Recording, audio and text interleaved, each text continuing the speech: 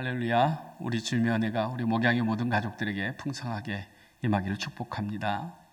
오늘 로마서 7장 7절에서 13절 말씀을 통해서 율법으로 말미암지 않고는 내가 죄를 알지 못하였으니 라고 하는 제목으로 하나님의 말씀을 나누면서 은혜 받고자 합니다.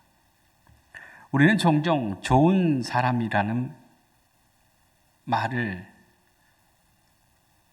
듣기를 좋아합니다. 저 사람은 좋은 사람이야. 그 말 들을 때 얼마나 기분 좋겠습니까? 그런데 겉으로는 선하고 도덕적으로는 정말 훌륭하게 살아가는 것처럼 보여도 결국 하나님의 뜻, 하나님의 말씀대로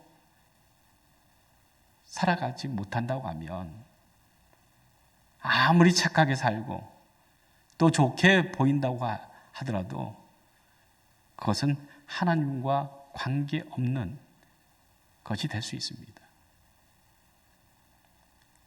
오늘 본문은 바울이 율법의 역할을 깊이 설명하면서 율법이 얼마나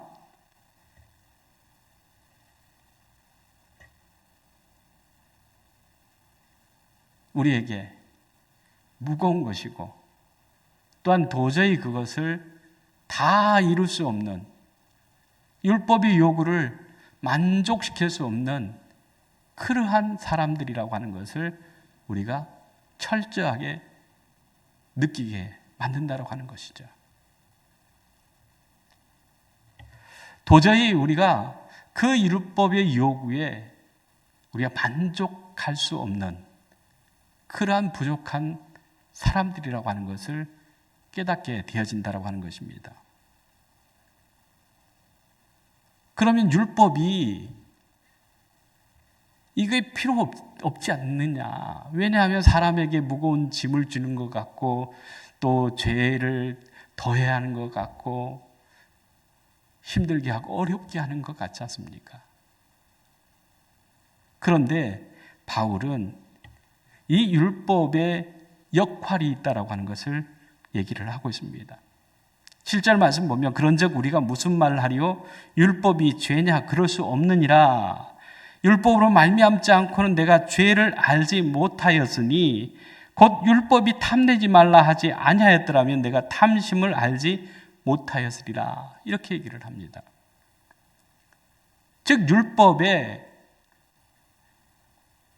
탐내지 말라 하지 않았으면 탐내는 것이 죄라고 하는 것을 알지 못하였을 것이고 또한 그것이 죄라고 하는 것을 모르기 때문에 더 탐심을 갖고 살아갈 수밖에 없는 것 아니겠습니까?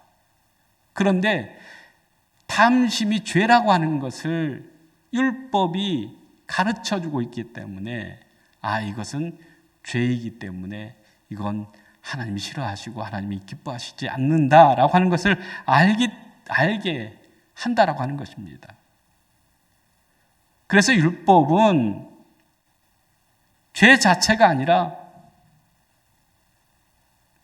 그 율법을 통해서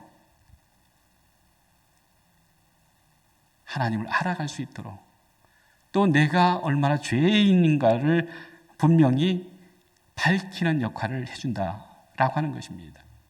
그래서 다시 말하면 율법은 거울과 같은 역할을 한다라고 하는 것입니다. 그래서 거울을 우리가 보면 우리의 모든 그것을 다 볼 수 있지 않습니까? 헝그러진 머리, 또 더러운 것들로 묻어있는 우리 얼굴이라든지 이런 것들을 그 거울을 통해서만 볼 수 있는 건 아니겠어요? 그래서 율법은 우리를 잘 보여주는, 우리 자신을 잘 볼 수 있는 그런 역할을 한다라고 하는 것입니다. 그래서 우리가 그 죄를 깨닫고 그 죄로 인해서 우리가 이 죄를 해결할 방법, 이 죄로부터 우리가 자유로울 수 있는 방법이 뭘까라고 하는 것을 생각하고 또한 찾아갈 수 있는, 찾도록 하는 그런 역할을 한다라고 하는 것입니다. 시편 19편 7절 8절 말씀 보면 여호와의 율법은 완전하여 영혼을 소생시키며 여호와의 증거는 확실하여 우둔한 자를 지혜롭게 하며 여호와의 교훈은 정직하여 마음을 기쁘게 하고 여호와의 계명은 순결하여 눈을 밝게 하시는도다. 이렇게 말씀합니다. 여호와의 율법이 완전하다라고 하는 거예요. 그래서 영혼을 소생시킨다고 하는 겁니다. 또 여호와의 증거는 확신해서 우둔한 자를 지혜롭게 한다라고 하는 것이죠. 또 여호와의 교훈은 정직해서 마음을 기쁘게 하고 또 여호와의 계명은 순결해서 눈을 밝게 해준다라고 하는 것이에요. 그래서 율법이라고 하는 것, 그 율법을 통해서 우리는 우리의 죄를 깨닫게 돼요. 내가 얼마나 큰 죄인인가. 그것을 깨닫게 되어지는 거예요. 그래서 하나님을 알아갈, 하나님 앞에 도저히 설 수 없는, 하나님 앞에 나아갈 수 없는, 또 하나님 앞에 우리가 죄의 결과로 죽을 수밖에 없는 그러한 사실을 우리가 깨닫게 되어진다고 하는 것입니다. 그래서 야고보서 1장 23절 24절 말씀 보면 누구든지 말씀을 듣고 행하지 아니하면 그는 거울로 자기 생긴 얼굴을 보는 사람 같아서 제 자신을 보고 가서 그 모습이 어떠한지를 곧 잊어버리거니와 이렇게 얘기를 합니다. 즉 거울을 보는 목적이 잘못된 것을 고치고 바로잡기 위해서 거울을 보는 거예요. 그런데 거울을 보면서 자기의 그 모습을 보고도 그걸 고치지 않는 그러한 사람들이 있다라고 하는 것이죠. 그러나 그 거울을 보면서 내 잘못된 것을 보고 그것을 바로잡고 또한 고칠 수 있는 그러한 지혜가 필요하다라고 하는 것을 말씀하고 있습니다. 8절 말씀 보면 그러나 죄가 기회를 타서 계명으로 말미암아 내 속에서 온갖 탐심을 이루었나니 이는 율법이 없으면 죄가 죽은 것이라 이렇게 얘기를 해요. 그러니까 율법은 거울과 같아서 우리의 잘못된 것들을, 우리의 죄를 다 드러나게 하는데 그 드러난 죄, 그 드러난 허물들, 그것들을 볼 수 있는, 발견할 수 있는 것, 이게 바로 율법이 갖는 역할이다 라고 하는 것이죠. 그렇기 때문에 율법의 역할, 율법의 기능은 다른 데 있지 않아요. 우리에게 심히 죄인됨을 깨닫게 하는, 스스로 우리의 죄를 어떻게 해결할 수 없는 그러한 존재라고 하는 것을 우리가 깨닫게 하는 도구라고 하는 것입니다. 그런데 어떤 사람들은 이 율법이 구원이 되어진 것처럼 율법을 행해야만이, 율법대로 살아야만이 구원받을 수 있는 것처럼 얘기하는 그런 분들도 있어요. 그런데 율법으로는 절대로 구원받을 수 없습니다. 율법의 역할은 우리가 얼마나 죄인 되어진가, 그렇기 때문에 그 죄를 해결할 수 있는 방법은 오로지 예수 그리스도밖에 없다라고 하는 것을 우리가 깨닫게 되어지는 거예요. 창세기 3장 6절 말씀 보면 여자가 그 나무를 본즉 먹음직도 하고 보암직도 하고 지혜롭게 할 만큼 탐스럽기도 한 나무인지라 여자가 그 열매를 따먹고 자기와 함께 있는 남편에게 주매 그도 먹은지라 이렇게 얘기를 합니다. 하와가, 뱀이 선악과에 대해서 얘기할 때에 하나님이 저 선악과를 따먹지 말라고 한 이유가 뭘까? 뭐 때문에 그렇게 했겠니? 그것은 하나님과 같이 되기 때문에 먹지 말라고 하는 거야. 그 얘기를 듣고 하와가 이전에 봤던 그 선악과가 아니라 다른 선악과로 보여지는 거죠. 보암직도 하고 먹음직도 하고 지혜롭게 할 만큼 탐스럽게도 보여지는 거예요. 하와가 선악과를 볼 때에 그렇게 좋게 보여졌다라고 하는 거예요. 그래서 그것을 따먹었어요. 그런데 그 결과는 죽음이었던 거 아닙니까? 고린도전서 15장 56절 말씀 보면 사망이 쏘는 것은 죄요 죄의 권능은 율법이라 이렇게 말씀합니다. 사망이 쏘는 것은 죄라고 하는 거예요. 그리고 죄의 그 권능은 율법이다 이렇게 얘기를 합니다. 율법이 구원이 아니에요. 선한 것으로 우리가 구원받을 수 있는 게 아니에요. 오직 예수 그리스도 그 십자가에 그 피 흘려 죽으신 구속의 은혜로 우리가 죄 사함을 받는 것 아니겠습니까? 그래서 10절에서 11절 말씀 보면 생명에 이르게 할 그 계명이 내게 대하여 도리어 사망에 이르게 하는 것이 되었도다. 죄가 기회를 타서 계명으로 말미암아 나를 속이고 그것으로 나를 죽였는지라 이렇게 얘기를 합니다. 율법은 죄를 막을 수도 또 구원할 수도 없어요. 오히려 죄가 무엇인지를 밝혀 죄가 본색을 드러내도록 하는 역할을 하는 것이 율법이라고 하는 것입니다. 이것이 바로 예수 그리스도의 십자가가 왜 필요한지를 분명하게 보여주는 그 증거라고 하는 것이죠. 그래서 12절 말씀 보면 이로 보건대 율법은 거룩하고 계명도 거룩하고 의로우며 선하도다.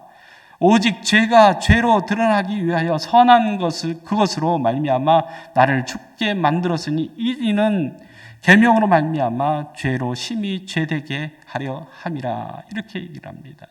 율법은 우리의 죄가 심히 죄됨을 알게 하는 것이라고 하는 사실이죠.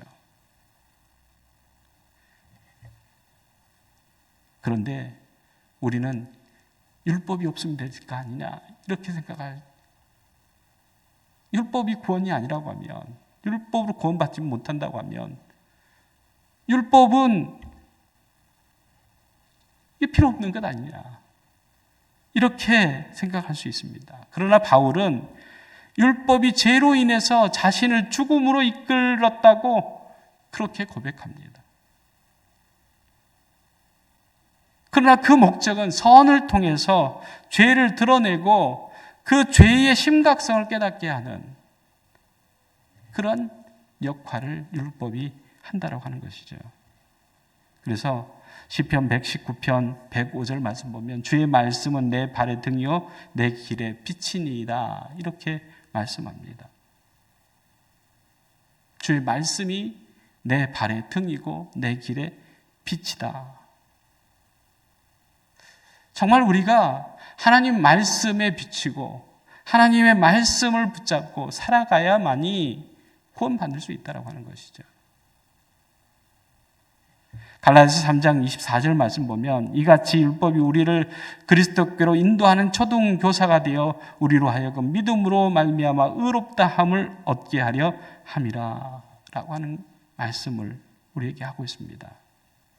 즉 율법의 궁극적인 그 목적은 우리를 정죄하기 위함이 아니라 그리스도께로 인도하는 안내자가 초등교사가 된다라고 하는 것입니다. 그래서 하나님께서는 그 율법을 통해서 우리가 예수 그리스도를 구주로, 구원자로